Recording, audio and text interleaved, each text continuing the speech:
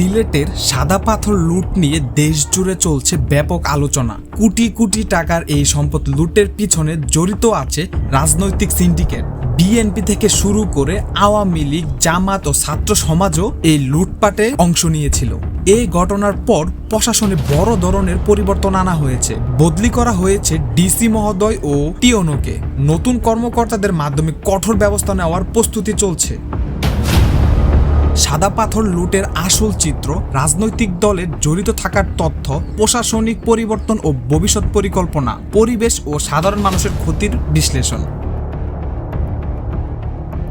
সিলেটের অপরূপ প্রাকৃতিক সম্পদ সাদা পাথর। এই সম্পদ রক্ষায় থাকার কথা কঠোর নজরদারি, তবে বাস্তবে ঘটছে উল্টোটা।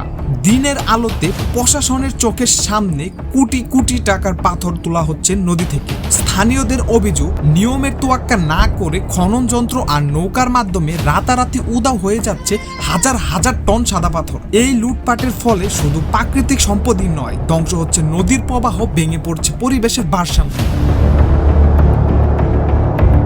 তদন্তে যে তথ্য উঠে এসেছে তা আরো ভয়াবহ।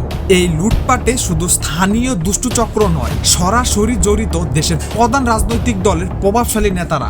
বিএনপি, আওয়ামী লীগ, এমনকি জামাত ও ছাত্র সমাজের বিভিন্ন অংশ সক্রিয়ভাবে এই লুটপাটের সঙ্গে যুক্ত।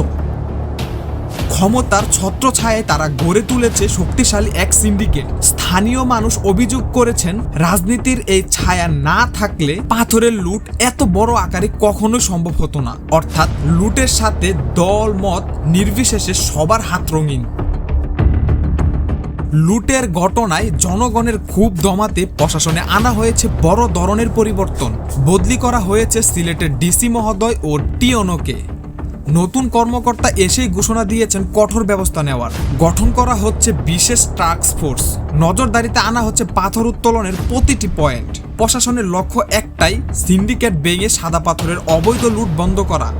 তবে বড় প্রশ্ন রয়ে গিয়েছে, রাজনৈতিক চাপের মুখে এই অভিযান কতটা কার্যকর হবে। পাথর লুটের প্রভাব শুধু অর্থনীতিতে নয়, সরাসরি আঘাত করেছে পরিবেশ ও সাধারণ মানুষের জীবনের উপর। নদীর তলদেশ খুঁড়ে নেওয়ায় পানি শুকিয়ে যাচ্ছে, ভেঙে পড়ছে তীর, কৃষিজমি হারাচ্ছে উর্বরতা, জীববৈচিত্র্য ধ্বংস হয়ে পড়েছে বিপদের মুখে। সাধারণ মানুষ বলছেন, কিছু লোকের স্বার্থে পুরো প্রজন্মকে হতে হবে ক্ষতিগ্রস্ত। প্রশ্ন জেগেছে, সিলেটের এই প্রাকৃতিক সম্পদ কি টিকে থাকবে ভবিষ্যতের প্রজন্মের জন্য, নাকি রাজনৈতিক স্বার্থে একে একে সব শেষ হয়ে যাবে। সিলেটের সাদা পাথর লুটপাট এখন জাতীয় ইস্যুতে পরিণত হয়েছে। প্রশাসন বলছে কঠোর পদক্ষেপ আসছে, কিন্তু বাস্তবতা হচ্ছে রাজনৈতিক ছায়া না কাটলে কোনো পদক্ষেপই টিকবে না।